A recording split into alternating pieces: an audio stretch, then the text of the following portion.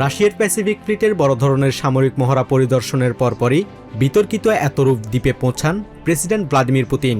সফরকালে তিনি একটি মাছ প্রক্রিয়াজাতকরণ কারখানা, স্থানীয় হাসপাতাল ও স্কুল পরিদর্শনের পাশাপাশি নৌঘাটির সামরিক সক্ষমতা তদারকি করেন।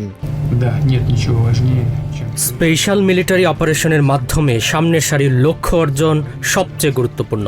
তবে আপনারা পেছনে নেই, আপনারা এবং নৌবাহিনীও সম্মুখ সমরে আছেন, কারণ পুরো রাশিয়ার ভূখণ্ড ও নিরাপত্তা নিশ্চিত রাখা আবশ্যক। পুতিনের এই সফরকে কেন্দ্র করে সাথে সাথেই কড়া প্রতিক্রিয়া জানিয়েছেন জাপানের প্রধানমন্ত্রী সানায়ে তাকাইচি। রাজধানী টোকিওতে এক জরুরি প্রতিক্রিয়ায় তিনি জানান, উত্তরের এই ভূখণ্ড ঐতিহাসিক ও আন্তর্জাতিক আইন অনুযায়ী সবসময়ই জাপানের অবিচ্ছেদ্য অংশ। জাপান সরকারের পক্ষ থেকে আমরা বারবার অনুরোধ করা সত্ত্বেও প্রেসিডেন্ট পুতিন এই সফর করেছেন। বর্তমান রুশ প্রেসিডেন্টের এতরূপ সফর জাপানের দীর্ঘদিনের অবস্থানের পরিপন্থী এবং আমাদের জনগণের অনুভূতিকে চরমভাবে আঘাত করেছে। এটি একেবারেই অগ্রহণযোগ্য।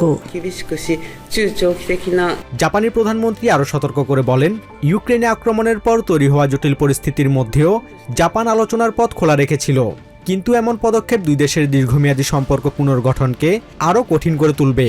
কুরিল দ্বীপপুঞ্জ বা জাপানের তথাকথিত উত্তরাঞ্চলীয় ভূখণ্ড নিয়ে দুই দেশের মূল বিরোধের কারণেই দ্বিতীয় বিশ্বযুদ্ধের পর এখন পর্যন্ত মস্কো ও টোকিওর মধ্যে কোনো আনুষ্ঠানিক শান্তি চুক্তি সই হয়নি।